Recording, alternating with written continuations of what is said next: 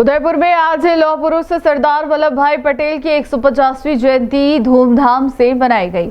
डांगी पटेल समाज के लोगों ने पटेल सर्कल स्थित प्रतिमा पर पुष्प अर्पित कर उन्हें श्रद्धांजलि दी। इस मौके पर देशभक्ति के नारों से पूरा माहौल गूंज उठा। विधायक उदयलाल डांगी ने कहा कि सरदार पटेल ने जिस तरह देश का एकीकरण किया, उसी भावना से हमें समाज में एकता और समरसता को बनाए रखना चाहिए। समारोह में बड़ी संख्या में समाजजन मौजूद रहे। उदयपुर में लौह पुरुष सरदार वल्लभ भाई पटेल की जयंती के अवसर पर आज श्रद्धा और उत्साह का अनूठा संगम देखने को मिला। सुबह से ही डांगी पटेल समाज के लोग पटेल सर्कल पर एकत्र हुए और भारत माता के जयकारों के बीच सरदार पटेल की प्रतिमा पर माल्यार्पण किया गया। समाज के बुजुर्गों से लेकर युवाओं तक सभी के चेहरों पर गर्व और सम्मान झलक रहा था। कार्यक्रम में देशभक्ति गीतों की धुनों के बीच श्रद्धांजलि दी गई। इस अवसर पर वल्लभनगर विधायक उदयलाल डांगी मुख्य अतिथि के रूप में मौजूद रहे। उन्होंने कहा कि यह दिन सिर्फ एक जयंती नहीं बल्कि उस लौह इच्छा शक्ति को याद करने का अवसर है जिसने पूरे देश को एक सूत्र में पिरोया। उन्होंने बताया कि जिस विधानसभा से वे आते हैं उसका नाम भी सरदार पटेल के नाम पर रखा गया है।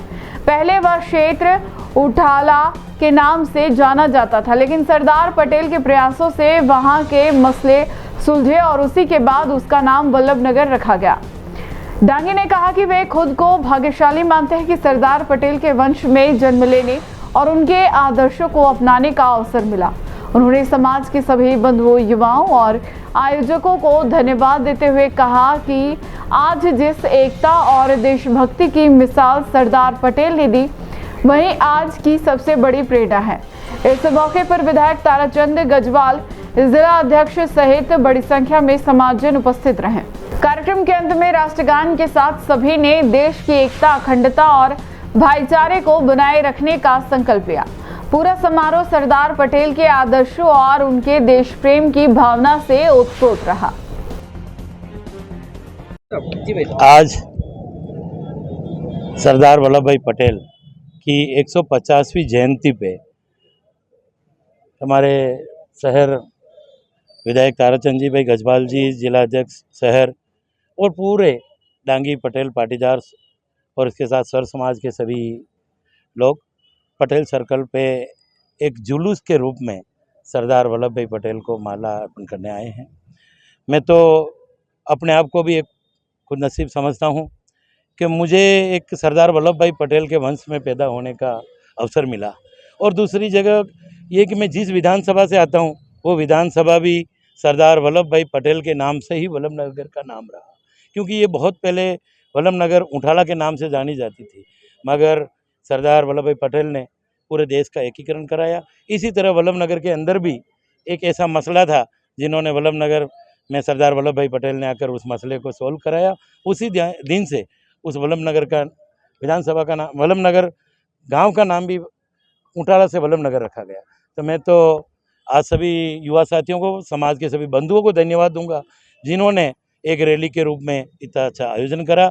और ये आयोजन पूरे संभाग लेवल में डूंगरपुर, बांसवाड़ा, प्रतापगढ़, चित्तौड़, सलूम्बर और उदयपुर में एक साथ रखा। मैं सभी भाइयों को, सभी शहरवासियों को बधाई दूंगा इस सरदार जयंती पर। आयोजन हमारे लोकप्रिय विधायक उदयलाल जी डांगी के एक फोन पर जो कल रात को ही तय हुआ और इतनी बड़ी तादाद में जो समाजजन आए, उनको सबको बहुत बहुत धन्यवाद। आज सरदार पटेल की जो जयंती है उसको हम पूरे संभाग में अच्छे लेवल से, मतलब अच्छे उत्साह के साथ मना रहे, एक त्यौहार है वैसे मना रहे। और हम चाहते हैं कि आने वाले समय में लोकप्रियता सरदार पटेल साहब की थी और समाज हमेशा सतीश कौम को लेकर साथ खड़ा रहेगा। धन्यवाद। अम्बेरी से चालू हुई थी, उद्यापोल डेलीगेट होते हुए यहाँ पटेल सर्कल आकर नमन किया सब। आज देश सरदार वल्लभ भाई पटेल की 150वीं जयंती मना रहा है। सरदार पटेल आज सारा देश लौह पुरुष इसलिए मानता है कि उन्होंने इस वृहद भारत, जो आज भारत का स्वरूप हम देख रहे हैं, उसको 562 रियासतों को एक करके वृहद भारत की स्थापना की थी। सरदार पटेल अगर नहीं होते तो जूनागढ़ पाकिस्तान में होता, श्रीनगर पाकिस्तान में होता और हैदराबाद रियासत भी पाकिस्तान में होती। उन्हीं की देन है कि इन तीनों रियासतों को डंडे के बल पर भारत में विलीनीकरण किया। अगर ये ऐतिहासिक बात भी सत्य है कि जब देश के प्रधान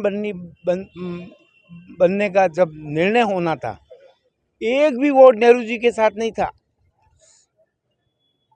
सारे वोट सरदार पटेल के पास थे और गांधी जी के दबाव या इच्छा से सरदार जवाहरलाल नेहरू बने और आज 78 वर्षों से यह देश उनकी वजह से जो देश भर की हालत हुई है, जम्मू कश्मीर की वजह से आतंकवादी घटिया बनी है, घुसपैठ बढ़ी है। अगर प्रधानमंत्री जवाहरलाल नेहरू अपने पास जम्मू कश्मीर रियासत को अपने हाथों में गृह मंत्री रहते, अगर सरदार पटेल को देते तो आज ये देश का नक्शा और होता। भारत जो 47 के अंदर हम प्रधानमंत्री सोच रहे मैं विश्व गुरु बनाऊंगा, विकसित भारत बनाऊंगा, वो अब तक बन गया होता। उनको आज हमारे उदयलाल जी, गजपाल सिंह जी, भाई सारे पार्टी के लोग आए हैं। मैं उनका शहर की ओर से स्वागत करता हूं और सरदार पटेल को नमन करता हूं। धन्यवाद। महान होता है और जिस स्कूल में जन्म लिया, माँ बाप को धन्यवाद देता हूँ। धन्य माँ बाप। और उस स्कूल के रणबांकुरे आज यहाँ आए और एक रैली के रूप में पूरे शहर भर में रैली निकाली। निश्चित तौर से माँ भारती का वीर सपूत, जिन्होंने माँ भारती को गुलामी की जंजीरों से आज़ाद कराने जिसने काम किया, और उस समय अंग्रेजों के खिलाफ एक आज़ादी का बिगुल बजाने वाला व्यक्ति, जिन्होंने एक किसान परिवार में जन्म लिया। और अभी पूर्व वक्ताओं ने सारी बात बताई। मैं तो यही कहना चाहता हूँ, नेक इरादे फौलादी सीना जिसका है, और उसमें बहुत बड़ा एक किसानों का आंदोलन हुआ, क्योंकि किसान घर में पैदा होने वाला व्यक्ति किसानों का दुख दर्द भी समझता है। और उस आंदोलन में जब गुजरात के अंदर किसानों के ऊपर जो कर लगाया था लेवी का करीब 30%, उस समय उन्होंने बहुत बड़ा विरोध किया था और उस कर को वापस वहाँ की ब्रिटिश सरकार ने वापस लिया था।